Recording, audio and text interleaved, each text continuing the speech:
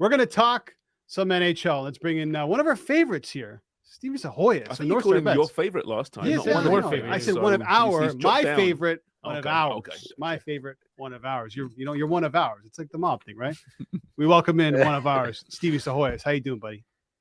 Feeling good. I don't know if I'm like a made man or if I'm just like, earning my stripes or whatnot, but yeah. We didn't have the meeting at Satriali's yet, but it's going to happen soon. Exactly. Once the leg is 100%, we'll meet at Satriali's. We'll cut we'll burn the Saint, and all of a sudden you're one of us. Sounds good. Veal sandwiches on me. How's it going, First guys? of all, dude, congratulations. You were on fire in terms of your own personal bets on your account. 12-2 over the Stanley Cup Finals or Stanley Cup playoffs, plus Vegas in 5. Yeah, ever since the conference finals, I don't know what got into me. Maybe it's just, big time players and big time moments coming through. But 12-2, we did cash yesterday because the bet was Tkachuk to not score a point, so that got void. Obviously, he didn't play. So we finished 12-2. Not going to complain, but we did call Vegas in 5 on this very show. You did. So that's why you tune into the Homestand Show to get those types of predictions. I love that. Yeah, we have the clip. Stevie sent us the clip. We got to post that. We'll do that later today. Not you, Stevie, a different Stevie. Stevie Z. Got Stevie Z, Stevie P. Earlier on in the show, we played a little Would You Rather, and this question got talked about a lot. So I'm going to hit you with it, okay? Would you rather be 3-time Stanley Cup champion Phil Kessel or 3-time NBA champion Pat McCaw? I'd probably go Phil. Like Phil just sat in the press box the entire postseason run. Just got to do whatever he wanted. Like if he's up there playing on his Nintendo Switch or whatever, nobody knows the wiser. Like, he could have literally what he did is a complete unknown. But he still gets the ring. He's got 3 in total, and Phil had a good career. He's got the Iron Man streak. So there's the illusion that he's like this picture of health and consistency, and he had some good goal scoring years. So I would go with Phil Kessel. Yeah, I like that too. I mean, I think I'd go Pat McCaw too. You're on the bench, you're winning rings, you're not really doing too much, probably still a millionaire. You can't choose both. And the question was, which one would you rather be? Yeah, okay, let's go Phil. You got a question for Stevie? I do got a question for you, Steve. Let's actually talk about the Stanley Cup Finals that ended last night, not Phil Kessel and his. Hey, that's a part of it, right? Segue. That's fine. Look, I'm a firm believer that Jack Eichel should have won the Conn Smythe Trophy. I think he was more deserving of that award than Jonathan Marchessault. So credit to him, though. Am I out of line for saying that, or are you on my side, Stevie? I don't think you're out of line because I think it could have gone to like 3 or 4 different guys on the Golden Knights, to be honest. Like, I think there was a bunch of players on that team that all had a fair stake. I think Marchessault scored the legacy points, and I think that's what matters the most. That you saw it even off the bat in that game. Cassidy rolls out 5 of the 6 misfits from that original Golden Knights team. You could tell it meant a lot, and those guys were that narrative was playing up big for Vegas all postseason long. So Eichel would have had to have gone above and beyond in the Stanley Cup final to overcome the narrative. I just don't think he did go above and beyond to overcome Marchessault's good play and also, being one of the original guys on that team. Back to Phil Kessel. I'm joking. So Matthew Tkachuk obviously out last night with a broken sternum. Do you think a healthy Tkachuk would have made a big enough difference to take this longer than the 5 games which you obviously predicted? I think so. You saw it last night. That team just didn't have any resolve, any punch back when they went down early. And that doesn't happen if you have Matthew Tkachuk healthy. Scoring was an issue, even though he was healthy at times. Like if you look going into last night's game, they had scored 2 regulation goals or fewer in 10 of their last 11 games. The offense just wasn't producing. So when you take a guy like Tkachuk out of that mix, it only magnifies the issues. And not having his tenacity and what he brings physically as well and emotionally, I think Florida just looked like a team that ran out of gas at the wrong time. Back to Phil Kessel, by the way. So he made around 70 million career earnings so far. Pat McCaw, just over 10 million. Okay, so Phil's the right answer. I don't know. Right answer. 70 to 10? I mean, Pat I McCaw's couldn't not even really afford to feed sacrificing my his body. dogs on 10 million. Yeah, okay. All right, we need to move forward. Okay, let's talk about next season. I mean, the odds are already out for Stanley Cup winners. I'm looking here on NorthStar Bets. Colorado Avalanche favorites plus 750. You got the Leafs behind them, 1150. The reigning champions at the moment, Vegas at plus 1300. Do you have your eye on anybody this early on? You know what? I actually have my eye on a team just a little further down the board. Although I don't hate the Oilers at plus 1,200. I want to Yeah. see what they do this offseason. I like them at 12-1, but I also really like the Rangers at 16-1, at plus 1,600 Okay, over at yeah. NorthStar Bets.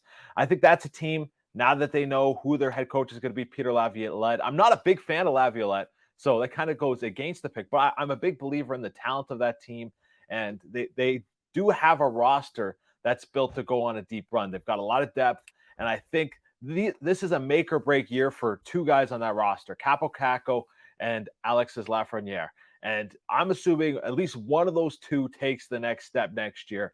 And if that happens, I think you got a Rangers team that's littered with offensive star power up and down the lineup. And the defense is young. It's only going to continue to get better. And then you've got Igor Shesterkin and net. They're just a really well-built team. And I think the East is not going to be as difficult as we've come to know the Eastern Conference. Tampa Bay is another year older. The Bruins, who this was really their last run, I think, with this core group, are kind of aging out.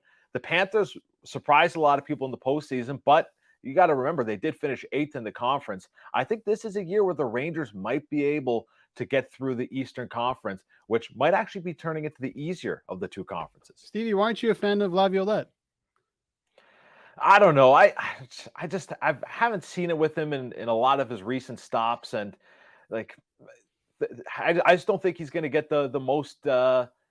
I don't think he gets the most out of his teams. I just haven't seen it in his recent stops. I was really underwhelmed with what Washington did. As soon as everything started working against Washington, I didn't think that he really did much to help that team, and they just kind of folded down the stretch.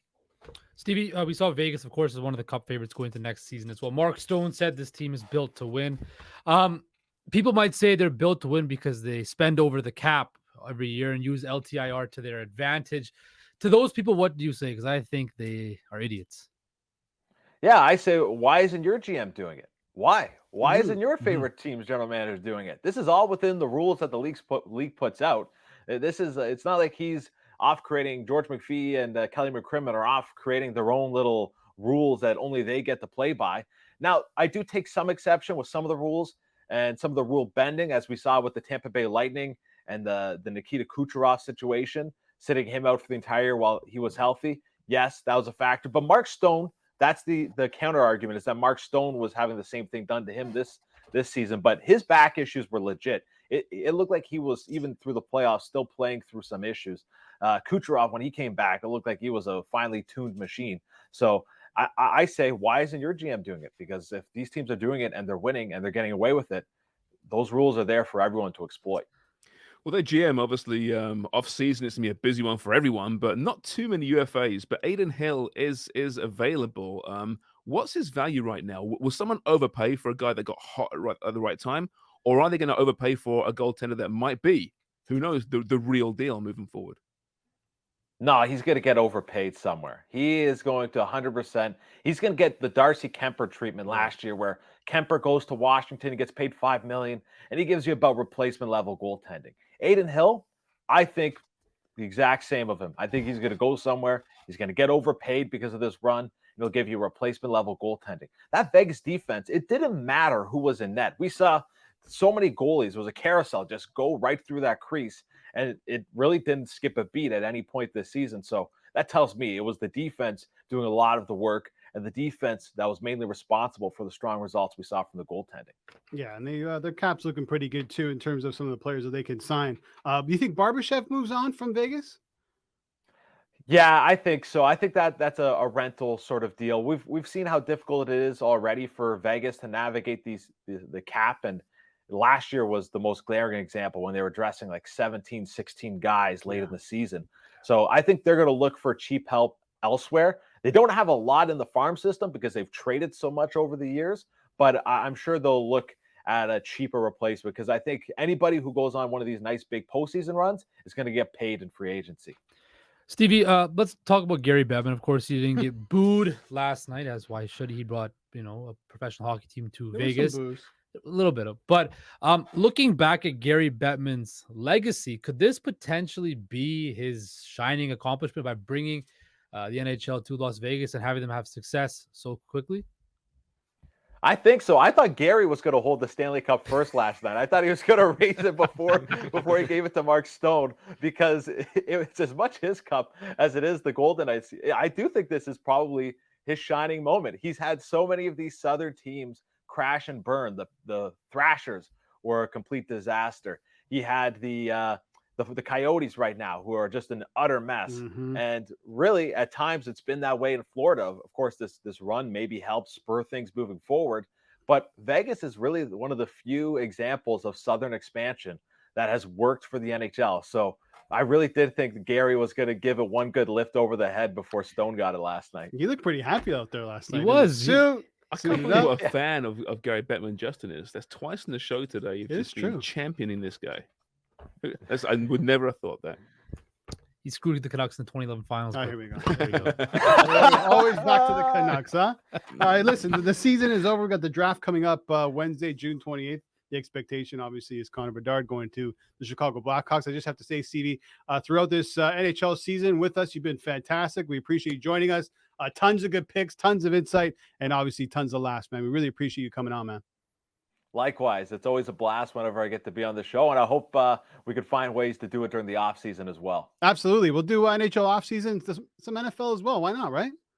Why not? Yeah. You know, I'm always down to talk some NFL too. Yeah, I want to see you and Justin go at it. Seahawk Bill fan debate. We'll do it live on the show. We got to get you in studio, by the way.